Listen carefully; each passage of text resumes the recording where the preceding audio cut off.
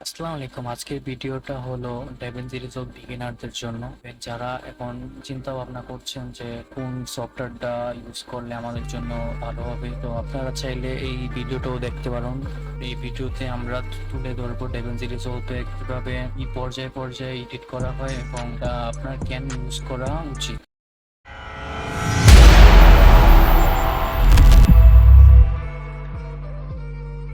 তো বলতে গেলে সবাই কম বেশি এখন এটাকে প্রিফার করতেছে DaVinci Resolve কে, কারণ DaVinci Resolve ইউজার ফ্রেন্ডলি। এখানে অনেক টাইম সেভিং হয় বিভিন্ন ইফেক্টের কারণে। যদি আমি তো DaVinci-তে যখন প্রথম দেখবেন তো ইন্টারফেসটা কিছুটা এরকম দেখবেন। আপনার এখানে আছে আমাদের মিডিয়া, কাট, এডিট, ফিউশন, যেখানে যেখানে আমরা বিএফএক্স এর কাজ করে থাকবো। তো আর আছে কালার গ্রেডিং। DaVinci Resolve এর কালার গ্রেডিং হলো ওয়ান অফ দ্য বেস্ট, এটা সবাই জানে।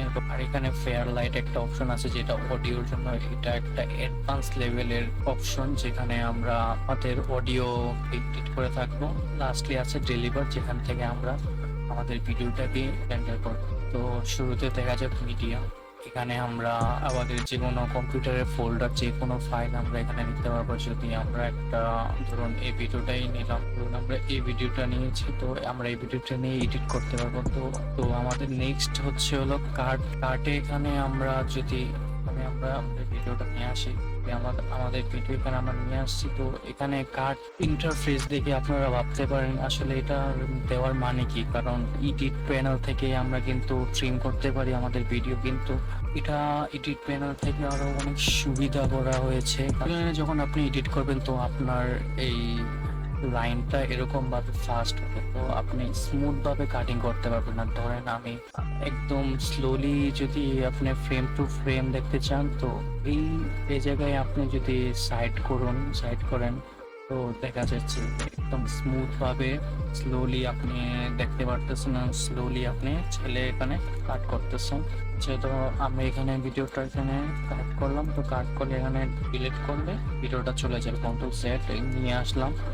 তো এভাবে এভাবে আপনার কার্ড করতে পারি। এখানে আরো অনেক অপশন আছে বিভিন্ন ধরনের, এখানে কার্ড অপশন, ডিসপ্লে অপশন।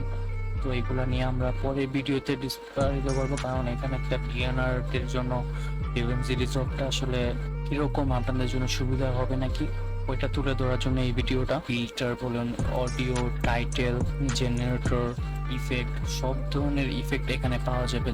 তো এখানে সব ধরনের ইফেক্ট আপনারা ফ্রিতেই পেয়ে যাচ্ছেন, কিন্তু বিভিন্ন ধরনের পেড ভার্সনও এত ট্রানজিশন দেখা যায় না। সেটা আপনারা ইউজ যদি করে থাকেন তো সেটা আমি বললাম। তো আমাদের নেক্সট হচ্ছে আমাদের ফিউশন ট্যাব। এটা একটা বিএফএক্স করার জন্য। তো এটা নিয়ে আর কিছু আমার এখানে বলার নাই, কারণ এটা নিয়ে বলতে গেলে অনেক টাইম লাগবে।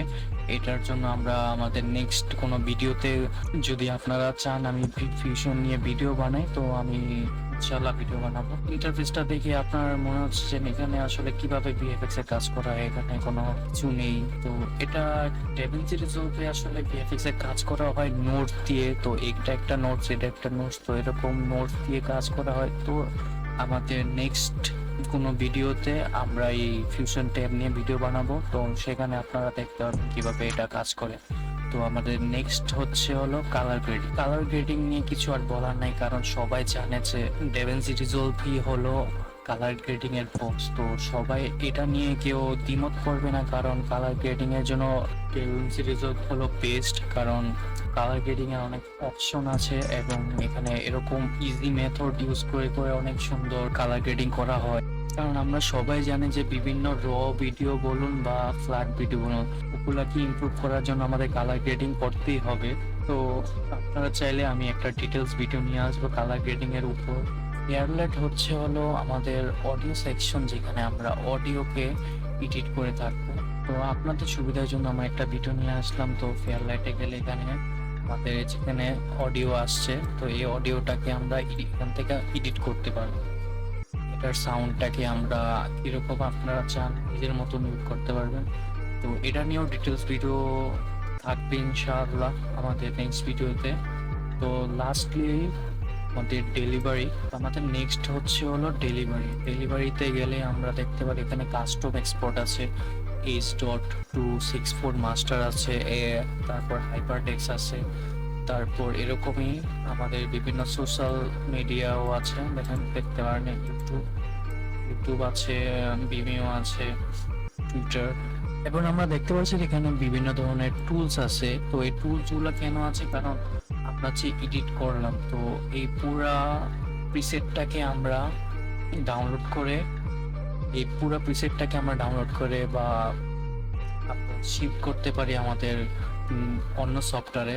তো এই জন্য এই সুবিধাটা দেওয়া হচ্ছে। যদি আপনার এখানে এডিট করার পরেও আপনি ভাবছেন যে না, আমার এডিট করতে হবে কিন্তু আমি এই সফটওয়্যার পারছি না, তো আমার নেক্সট সফটওয়্যারে এখান থেকেই প্রিসেটটাকে ডাউনলোড করে ওখানে নিয়ে যেতে পারবেন, ফাইল হিসাবে সেভ করতে পারবেন, এক্সপোর্ট করতে পারবেন, অডিও হিসেবে এক্সপোর্ট করতে পারবেন, ভিডিও হিসেবে এক্সপোর্ট করতে পারবেন।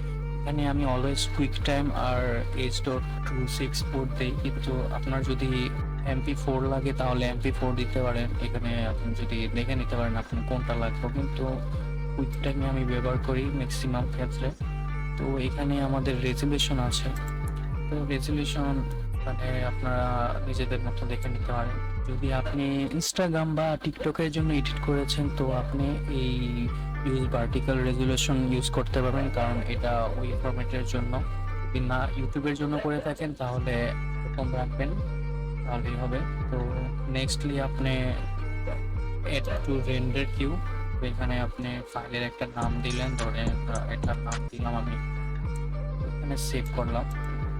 সেভ করার পর এই ফাইলটা, এই ভিডিওটা এখানে এসে পড়ছে। তো এখানে আমরা যদি রেন্ডার অল করি, তো আমাদের ভিডিওটা খুব তাড়াতাড়ি সেট হয়ে যাবে। তো দেখতে পারতেছেন যে আমাদের ভিডিওটা প্রায় 5 সেকেন্ড আছে, 2 সেকেন্ড আছে, তো হয়ে গেল। তো আজকের ভিডিওটা এই পর্যন্তই। ভালো লেগে থাকলে লাইক, শেয়ার অ্যান্ড সাবস্ক্রাইব করবেন। ধন্যবাদ।